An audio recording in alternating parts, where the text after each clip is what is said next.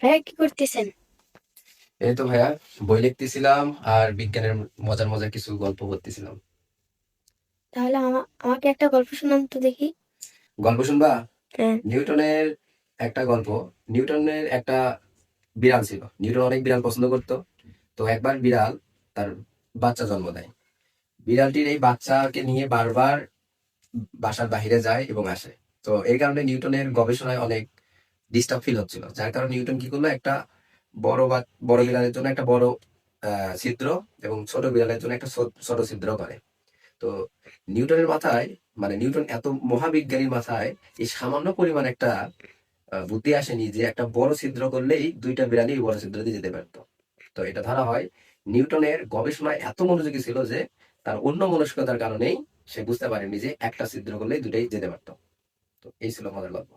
আর তোমরা অবশ্যই কমেন্টে জানাবা যে নিউটনের সেই বিড়ালের নামটি কি ছিল।